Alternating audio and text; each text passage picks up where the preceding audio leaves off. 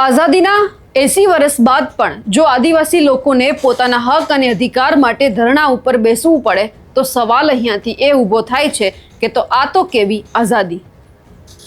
જ્યારે શહેરોની વાત આવે છે ત્યારે સવાલ એ છે કે તમામ શહેરોનો વિકાસ થઈ રહ્યો છે તો પછી છેવાડાના જેટલા પણ લોકો છે એ અલગ અલગ વિસ્તારનો વિકાસ કોણ કરશે। સવાલ આજે એટલા માટે ઊભો થયો કારણ કે જે સાગબારાના જે આદિવાસી ખેડૂતો છે લગભગ 10 દિવસથી ધરણા ઉપર બેઠા છે, તેમ છતાં એમનો જે પ્રશ્ન છે એમનું સમાધાન નથી થયું। નમસ્કાર, આપ જોઈ રહ્યા છો નિર્ભય ન્યૂઝ અને હું છું આપની સાથે રિદ્ધિ। સાગબારાના જે ખેડૂતો છે 10 દિવસથી ધરણા ઉપર બેઠા છે, રાત અને દિવસ જોયા વગર આ લોકો ધરણા કરી રહ્યા છે। માત્ર એક જ પ્રશ્ન છે કે એમણે જે પ્રશ્ન ઉઠાવ્યો છે એમનું નિરાકરણ આવવું જોઈએ, પરંતુ સરકાર છે સાંભળવા તૈયાર નથી। એટલે સવાલ એ થયો કે જ્યારે આપણે આઝાદીના 80 વર્ષ મનાવી રહ્યા છીએ તો પછી જે આદિવાસી વિસ્તારના લોકો છે એમને કેમ એમના જે મૂળભૂત હક છે તે આપવામાં નથી આવી રહ્યા। એ તો માત્ર પોતાનું ખેતર માંગે છે, જમીન માંગે છે જેથી કરીને ખેતી કરી શકે। એમને ત્યાં કોઈ બીજા પ્રોજેક્ટ્સની કોઈ એવી માન્યતા પણ નથી કે એ લોકો એવી વાત કરે કે અમે અહીંયા કોઈ મોટી ફેક્ટરી સ્થાપીશું કે આ કરીશું તે કરીશું જેથી કરીને જે જંગલ છે એમને નુકસાન જશે। અહીંયા તો માત્ર એ લોકોને એ જ વાત છે કે એમને એમના પોતાના ખેતરમાં જવા દેવામાં આવે જેથી કરીને ખેતી કરી શકે। સવાલ અહીંયાથી એ થઈ રહ્યો છે કે એમને પોતાનું ઘરનું ભરણ પોષણ કરવું છે, એટલા માટે જમીનમાં ક્યાંક અનાજ ઉત્પન્ન કરવાની વાત કરી રહ્યા છે, તેમ છતાં એમને ખેતરમાં જવા દેવામાં ન આવે તો સવાલ એ સરકાર ઉપર છે કે જે અત્યારે આપણને બધાને એવું કહી રહ્યા છે કે 80 વર્ષ થયા આપણને આઝાદીને, તો પછી આપણે અલગ અલગ જે દિવસો છે તે પણ મનાવવા જોઈએ। તો એક વખત સરકારે તમામ લોકોની સામે પણ જોવું જોઈએ। હવે સવાલ અહીંયા એ પણ જે આદિવાસી લોકો છે ઊભો કરી રહ્યા છે કે જળ જંગલ જમીન અમારા છે, અમે એમના મૂળ માલિક છીએ, તેમ છતાં જો અમારી સાથે આ તમામ બાબતે અન્યાય થતો હોય તો અમારે સવાલ કે પછી રજૂઆત કોને કરવા જાવી।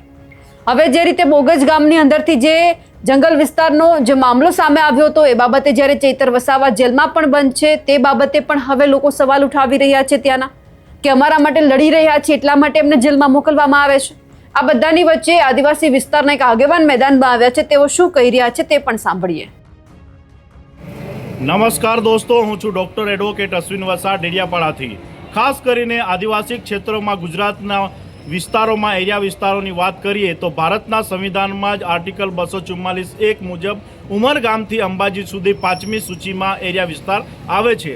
5મી સૂચિમાં એવું છે કે આદિવાસીઓ જલ જંગલ જમીન સાથે જીવન જીવે છે અને ઓટોનોમસ કાઉન્સિલ એટલે કે ગ્રામસભાનો નિર્ણય થકી આદિવાસીઓ જળ જંગલ જમીનની સુરક્ષા કરીને જીવન જીવવાનો એવા ભારતના સંવિધાનમાં જ આ જોગવાઈ છે। એક બીજો ખાસ કાયદો બને છે કે the provision of the panchayat action to the schedule area act 1996 મુજબ પેશા કાયદા મુજબ પણ ગ્રામસભા યોજીને જળ જંગલ જમીન સુરક્ષા માટેના પ્રાવધાનો એ કાયદામાં આપી દીધા છે। બીજો એક બહુ મહત્વનો, આદિવાસીઓ આઝાદી પછી જો બીજી આઝાદી મળતી હોય તો એ ફોરેસ્ટ રાઇટ એક્ટ 2006 મુજબ ફોરેસ્ટ રાઇટ એક્ટ મુજબ 2006ના કાયદા મુજબ 10 એકર જમીન વ્યક્તિગત ખેડૂતને મળે છે। 13 ડિસેમ્બર 2005 પહેલાં જો ખેડાણ કરતા હોય અને 2 પુરાવા હોય, સામૂહિક પુરાવા હોય, વ્યક્તિગત પુરાવા હોય તો એ પુરાવા હેઠળ 10 એકર જમીન ખેડૂતને ખેડવા માટે હક અને દાવો કરી શકે છે અને એમને હક અધિકાર પત્ર સનદ મળી શકે છે, એ કાયદામાં જોગવાય છે। બાકીનું જે જંગલ છે એ જંગલમાં એવું જોગવાય છે કે સામૂહિક અને હક માટે તળાવ બનાવવા માટે, ઔષધિ બનાવવા માટે, દેવસ્થાન બનાવવા માટે વિકાસલક્ષી અલગ છે અને સામૂહિક જંગલ સુરક્ષા કરવા માટે વ્યવસ્થા વન અધિકાર કાયદામાં 2006ની જોગવાઈ છે। એટલે આખું જંગલ કાયદાકીય રીતે આદિવાસીઓમાં નેજા હેઠળ આવી જાય છે, આદિવાસીઓના કબજામાં આવી જાય છે।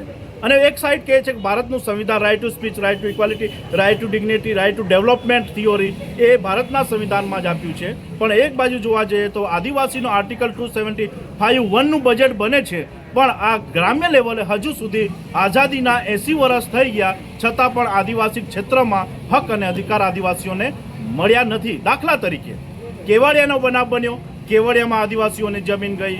ડેડિયાપાડાના ડુંગર વિસ્તારમાં જે મોજદા સાઈડ જે આદિવાસીઓની જમીન છે એ બિન આદિવાસીઓ પ્રોજેક્ટ લઈને મંત્રી તંત્રીઓ આવીને એ જમીન છીનવી રહ્યા છે। અને હાલમાં સાઉથ ગુજરાતમાં આવેલું કોપી ગામમાં જન આંદોલન ચાલુ થઈ ગયું છે। અમારા સાંસદ શ્રી મનસુખ સાહેબ પણ ત્યાં ધરણા પર બેસવું પડ્યું, ડૉક્ટર MLA દર્શનાબેન મેડમે પણ ત્યાં ધરણા પર બેસવું પડ્યું। ત્યાંના આદિવાસી નેતા, આદિજાતિ મોરચાના બહુ મોટા નેતા એવા મનસુખ વસાવા પણ ત્યાં એ પ્રશ્ન લઈને ગંભીર વિચારણા કરી રહ્યા છે. સાથે સાથે આદિવાસી સંગઠનો ચિંતામાં છે. સાથે સાથે ધારાસભ્ય શ્રી મારા મિત્ર આનંદભાઈ પટેલ પણ ત્યાં વિઝિટમાં ગયા. હવે મારે મને એવું કહેવું છે કે ગ્રામસભા મહત્વની છે, મેમ્બર ઓફ પાર્લામેન્ટ મહત્વની છે, મેમ્બર ઓફ લેજિસ્લેટિવ વિધાનસભા અને સંસદ સભા એ ત્યાં અગર ગામમાં જઈને ત્યાં ધરણા પર બેસવું પડતું હોય તો પછી કઈ આઝાદી? ફોરેસ્ટ ડિપાર્ટમેન્ટ તો અંગ્રેજોએ બનાવેલું છે. વન અધિકાર કાયદો એવું કહે છે કે જળ જંગલ જમીનની જમીન આદિવાસીઓની છે, તો પછી આ 1 ઇંચ પણ જમીન આ ફોરેસ્ટ ડિપાર્ટમેન્ટની નથી. આ અંગ્રેજોએ બનાવેલું ખાતું છે.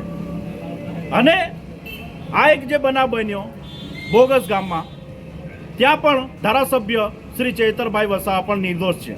કારણ કે આદિમ જાતિ આદિવાસી આ દેશનો મૂળ માલિક, મૂળ વતની, અને ચૈતરભાઈ પણ આદિવાસી છે. એટલે આદિવાસીઓને IPC, CPC, CrPC evidence act લાગુ પડતા નથી. આદિવાસી ક્ષેત્રમાં government of India act 1935 section 91-92 excluded partial એરિયાની વાત છે. એ ભારત સરકારના કાયદા મુજબ પણ જોગવાઈ છે અને વન અધિકાર કાયદામાં પણ છે. તો આદિવાસીઓને આજે મેનિપ્યુલેટેડ કરી રહ્યા છે કેપિટાલિઝમ, મૂંડીવાદી લોકો આદિવાસીઓની જમીનો છીનવવા માટે પ્રયત્ન કરી રહ્યા છે. એટલે મારા નેતાઓને જ પણ એવું કહેવું છે કે તમે ગંભીર મુદ્દાઓ પર ચર્ચા કરો અને એનું સોલ્યુશન લાવો. ધરણા પર બેસીને કંઈ મતલબ નથી. ગ્રામસભાનો ઠરાવ કરો, રાજ્યપાલ અને રાષ્ટ્રપતિને સુપ્રત કરો, અને હાઈકોર્ટ, નામદાર હાઈકોર્ટ છે, નામદાર સુપ્રીમ કોર્ટ છે. એક બહુ મહત્વનો મુદ્દો છે અને જજમેન્ટ પણ છે કે નામદાર સુપ્રીમ કોર્ટનો જજમેન્ટ છે 2011માં, મહારાષ્ટ્રનો છે. એ 2011માં નામદાર સુપ્રીમ કોર્ટે જજમેન્ટ આપ્યો છે કે 2011માં 8% જ આદિવાસીઓ, આઈ રિપીટ, 8% જ આદિવાસીઓ આ દેશના મૂળ માલિક, મૂળ વતની છે. જ્ઞાનસુધા મિશ્રા, જજીસ જ્ઞાનસુધા મિશ્રા અને માર્કંડે કાળજુ ના આ જે જજમેન્ટ મુજબ, માર્કંડે કાળજુના જજમેન્ટ મુજબ આ દેશના મૂળ માલિક આદિવાસીઓ છે. તો પછી આ ખોપીના આદિવાસીઓને જળ જંગલ જમીન ખેડાણ કરીને જીવન જીવવા દેવું પડે? આ ફોરેસ્ટ ડિપાર્ટમેન્ટ અને આ ગુજરાત સરકારે આ વિચારવાની જરૂર છે.